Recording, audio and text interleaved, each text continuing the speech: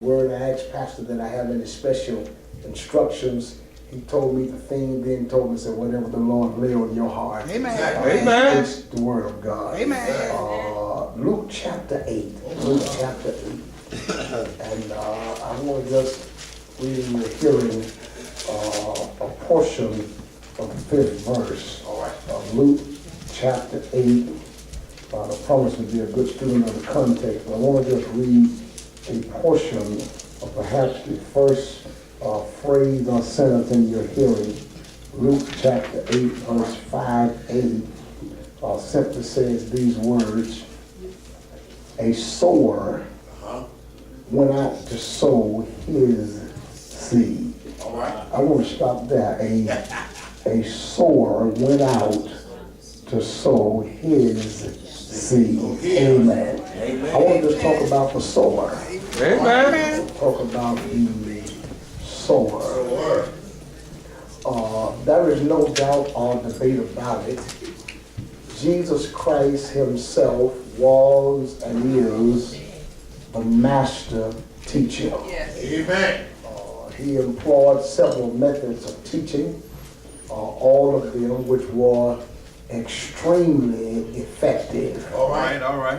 You know you're a good teacher when even your enemies have to concur. Never a man Yes, amen. spake like this man before. They even said he spoke as one who had authority. All right. And so Jesus, the master teacher, who used several methods, he often taught by metaphors and similes and narratives, object lessons. But today, one of his normal methods of teaching, he is using a parable. We call the parable in its simplest form a heavenly story or an earthly story with a heavenly meaning. All right. Amen. He would parallel the heavenly and the earthly. But in this particular passage, he not only talks in parables, but he tells us why he used parables. All right. Twofold purpose. He says he used parables, number one, to reveal, and number two, to conceal. All right. All right. He would take one story, and with that one story, he would, in the same audience, reveal to some folk and conceal from others. That's right. Actually, he would reveal spiritual truth to the sincere. All right. Those who were sincere and really wanted the word, he would use the parable to reveal to them sincere truth. All right. But then he would conceal from the skeptical. All right. Because there were those who were in the crowd not to hear the word, but just to criticize. Yes, sir. And so he understood the different types of crowds. But this parable not only talks about why he used parables, but the thing about parables is this: in dealing with parables, we have to be very careful. Because parables may have several components, but each parable has one thing. All right. All right. That may be different components, and this parable has several components. It talks about the seed, the sower, and the soil. All right. But it has only one thing. All right. And the theme of this parable deals with the way the seed is received in the soil. All right. This parable talks about the seed, and so I want to talk about it because it is called the parable of the sower. But Jesus is about to give us an effective teaching on the Word of God. Let me just uplift 3 questions. I won't take the long. Now, question number 1, what is the purpose of the sower? What's the purpose? All right. Purpose. Now, I must admit, Pastor Harris, the parable kind of tripped me up at first. All right. I'll tell you why. Because when I understood that the point of the parable deals with the seed, then I wonder, why is it called the parable of the sower? If it's called the parable of the sower, then why is the theme of the parable dealing with the seeds? And so that led me to ask the question is, what is the purpose of the sower? All right. And watch this, even though the parable is about the seed, the reason it's called the parable of the sower is because he needs somebody he can trust with the seed. Everybody can't be trusted with the seed. And so he said that he could be some sowers who can be trusted with the seed.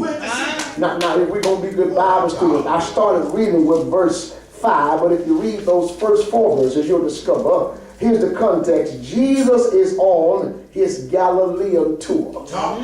He is walking, Reverend McCoy, from city to city. All right. He is hitting, according to verse 1, each city, and verse 5, each village. And as he would walk, he would be talking. Yes, sir. And as he would walk and talk, crowds would gather. Yes, sir. And like we were little children, some folk would walk piece of the way. Yeah. And then when he stopped, others gather along. But as long as he walked, he would talk, and he was gathering a big audience. Yes, sir. And as he gathered the audience, he shared the word, and he stops to talk to his disciples about the different acceptance and rejections to the word. And so he says, watch this, I need a sower. I need somebody who will share the word to any and everybody.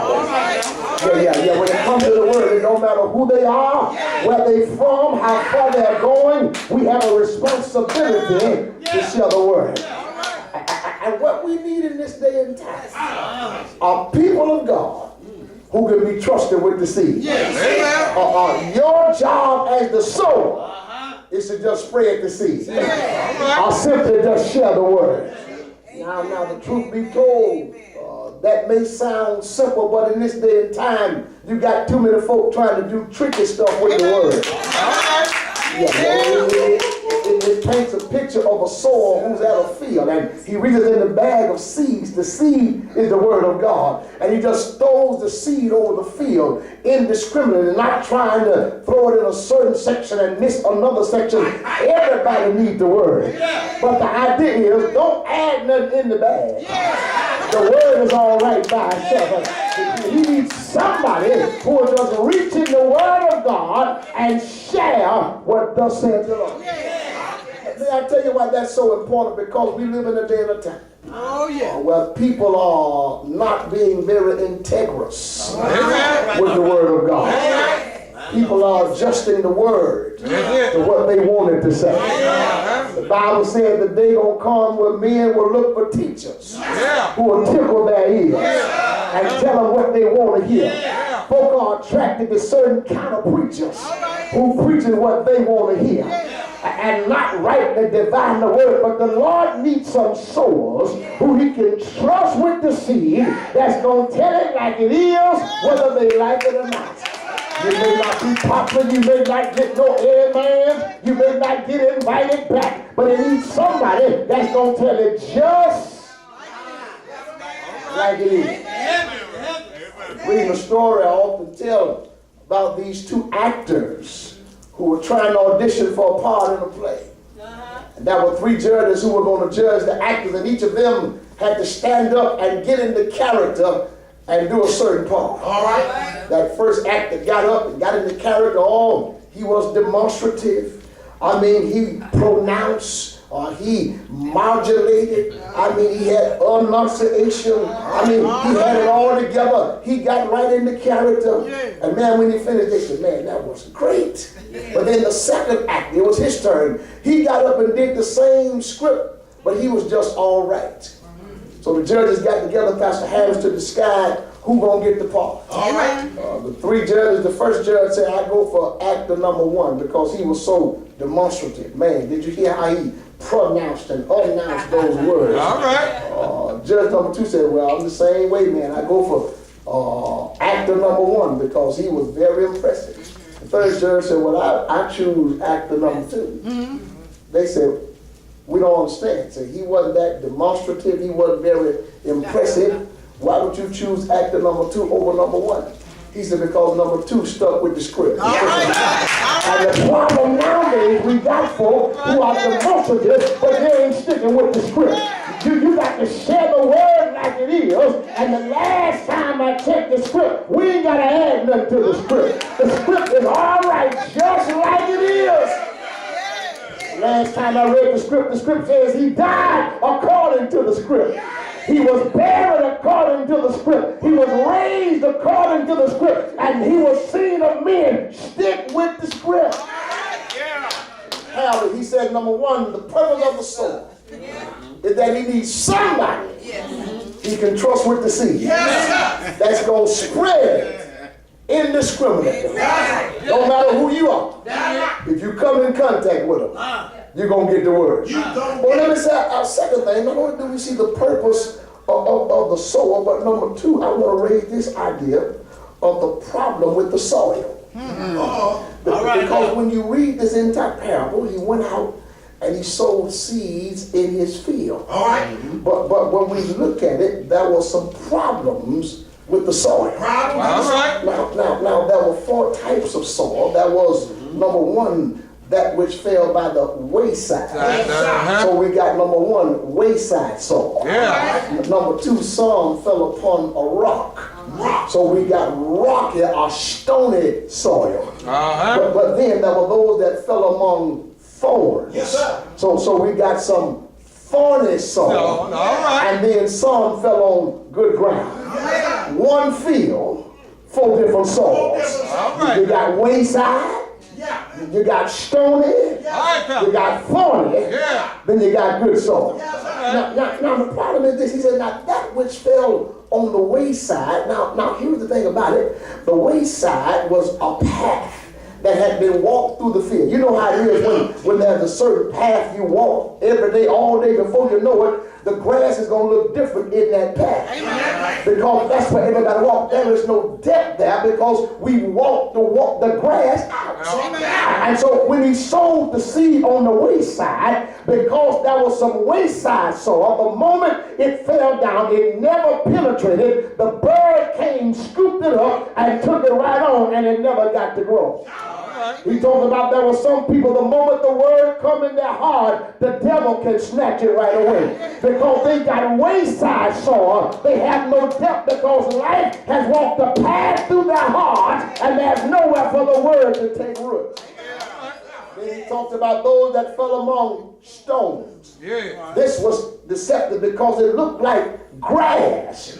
But right beneath the grass, there was a thin layer of grass and then there was a stone right under that layer. It was deceptive. It looked like it was good soil, but it was stony because even though the seed fell on the ground, because the stone was there, there was no depth there. And this represents simply those who accept the word, show some initial promise, but then the cares of this world snatch that word out of their life. Then there was another soil. There's the thorny soil, where the word hit the ground, started to grow, showed some promise, but then the thorns grew up and choked the life out of it. And then there is the good ground. So what you got three different soils that look bad, one looks good. But at the end of the day, you know what you got? You ain't got but two types of soil, fruitful and unfruitful. Productive and unproductive. Whether it's wayside, stony, or thorny, it is unproductive soil. And so the question is, Pastor Woods, what's the problem with the soil? We got the purpose of the sower. He's sowing seeds all over the field indiscriminately. But what's the problem with the soil? The soil represents the heart of men. And the problem is we got to be careful of our hearts. Ain't nothing wrong with the seed. Sometimes you got to check your heart. And sometimes the word don't take root because our hearts are not right. And that's why every believer got to say, Lord, work on my heart. I want my heart right. Work on me so I can receive your word. Says each one of us who has an ear, we got to hear what he says, but our hearts must be receptive. Amen. You know, can I be honest, Pastor Harris? Please do. Sometimes as pastors and preachers, when we're sowing seeds, it's amazing you can preach to the same congregation. All right, look out now. The same word, same lesson, same study, same sermon. Yet you can look out among them. You can see some wayside. Amen. Amen. You can see some stony. You can see some thorny. And you can see some good ground. But can I talk to the sower today? Don't matter what you see, just keep on sowing the seeds. But no matter what they are, and if the truth be told, if I be honest, there have been times in my ministry where I thought about not sowing the seeds. All right now. You ever said to yourself, for what? They ain't gonna get no better. I know another one been there. They're gonna keep lying on each other. Gonna keep on backbiting. Gonna keep on being messy. Why sow the seed? This is not an exclusive feeling of mine. But I look through the Word of God. Men of God have been hesitant and skeptical about sowing the seed. The Lord had to get them straight. Jonah. Yes, sir. So I ain't preaching to Nineveh. God said go to Nineveh. Jonah said I ain't going. Because the Ninevites had oppressed his people. And Jonah felt like if he preached to them that the Lord might save them. And Jonah didn't even want the Lord to save them. So Jonah wouldn't go to Nineveh. And so God said you go either one way or the other. The long way or the short route. So God had a fish to swallow him. And Jonah finally went to Nineveh. Jeremiah. I ain't preaching to these church folk. Jeremiah said, man, I'm down here on your word, doing your will, your way. And I'm going through all of this. It was the high priest and the religious folk, Reverend Smith, that persecuted him. He said, this our church folk feed me, I'm going to stay in the world. And so Jeremiah said he wasn't going to preach, but the Bible said it was like fire. Shut up in the door. I'm trying to tell you, if you preach this word, don't worry about the soil. You just preach the word and let the soil handle itself.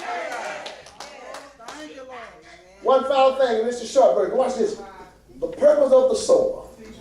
He just needs somebody.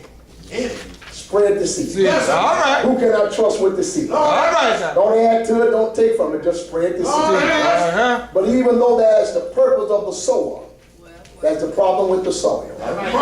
Sometimes men's hearts are not ready to receive the word. So therefore you end up running across some wayside folk. You run across some stony folk. You run across some thorny folk. Then God will give you some good ground. Here's the last thing. We see the purpose of the sower. We see the problem with the soil.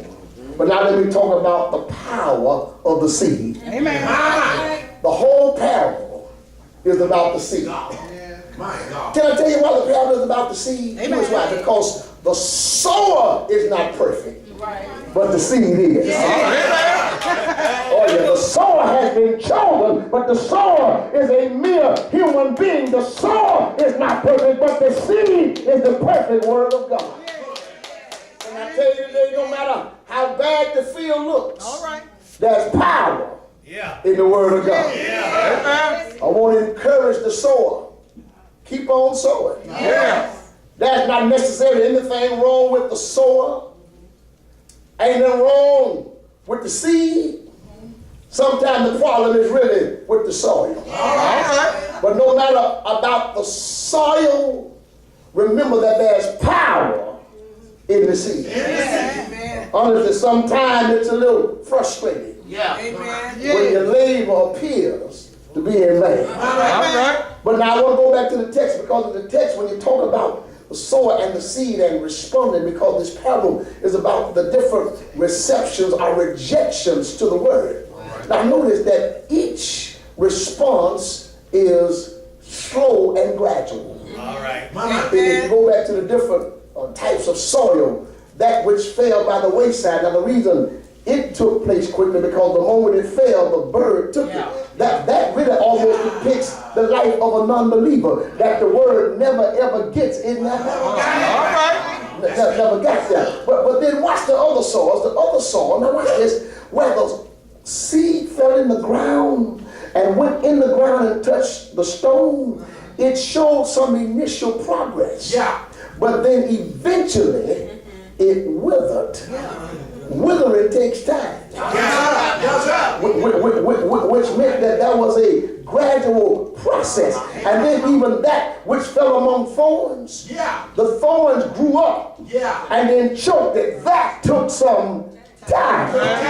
Yeah. So what? So even the stony, even the thorny took time, and God knows the good ground that produced seed took time. All I'm saying is, don't think there's no power in the word, because sometimes it takes time to see the right response. Not talking about a visible amen, but we talking about a changed life.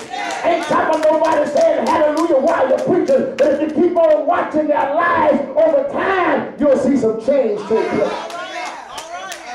So what you know we got to do, because there's power in the seed, we got to keep sowing the seed. You know, I'm done, because when I think about the disciples of Jesus Christ, when I think about the disciples, Dave Garland, who is a PhD in New Testament studies, Dave Garland said that the disciples of Christ never did get it.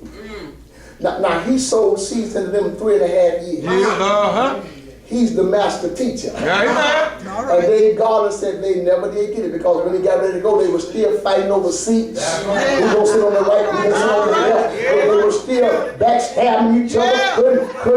They were backstabbing him, sowing him for 30 pieces of silver, betraying him, dying. He said they never got it. Matter of fact, Dave Garland says Jesus Christ teaching the disciples was kind of like somebody who would wink at the blind and whisper to the deaf. they just didn't get that. They just didn't get it. I'm simply saying, so sometimes it may look like they just ain't getting it. Here's what I learned from this parable of the sower. Know what I learned from the sower? That planting and reaping takes time. They didn't get it until after he left.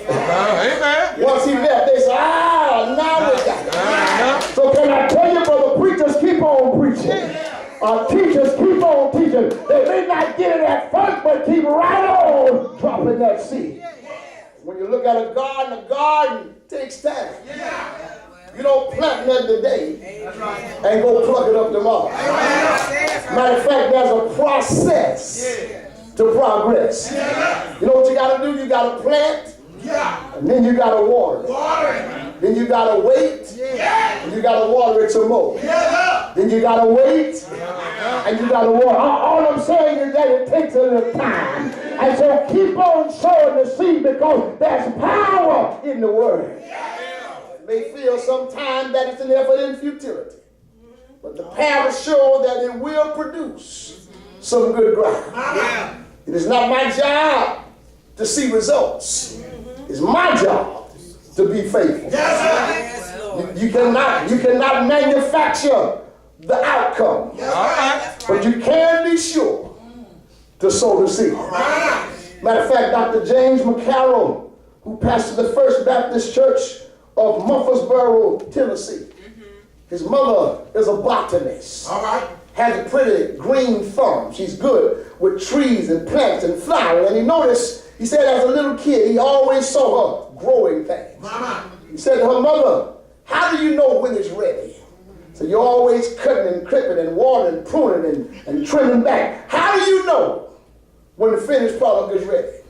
He said his little mother took out running, and she went and got a package that some seed had come in. And on the front of that package was a portrait of the finished product. She said, I know it's ready when it looks like this. Can I tell you, we got to keep on preaching till we look like we ought to look. Matter of fact, we got to keep preaching till people start looking like Jesus. People start talking like Jesus. Matter of fact, we got to keep preaching till people start greeting each other like the Lord. Not just asking what would Jesus do, but simply doing what Jesus would simply do. Matter of fact, it's a process. And we got to keep on sowing the seed. Because the truth of the matter is, there's power in the word. No matter how the field may look, don't get caught up in the wayside path. Matter of fact, don't get caught up in that which seems to be thorny. Matter of fact, don't get caught up in that which seems to be stony. Just remember, keep on sowing the seed. When you see the sower walking through the field, the sower is faithful in sowing the seed. The truth of the matter is, nobody told us it was going to be easy. But what we got to do is keep on preaching. Yes, you got to keep on witnessing. And the reason you need a media ministry is not only for promotions, but you're promoting the proper product. You're trying to tell somebody about a word that can change their life. You know what I think about the word making a difference?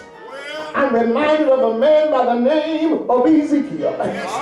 Why, Ezekiel saw a field that was dead, dry, and divided.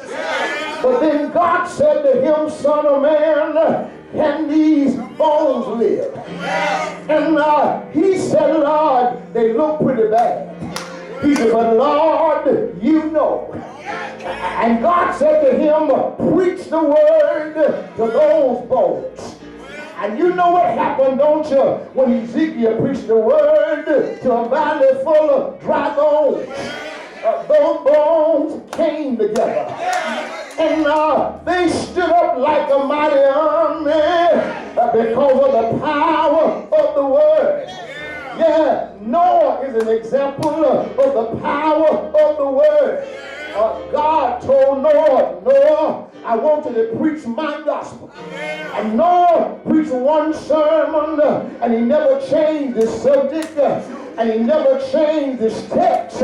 He kept on saying, it's going to rain. And none of them wanted to hear Noah, but Noah kept on preaching, saying it's going to rain. And you know what happened, don't you?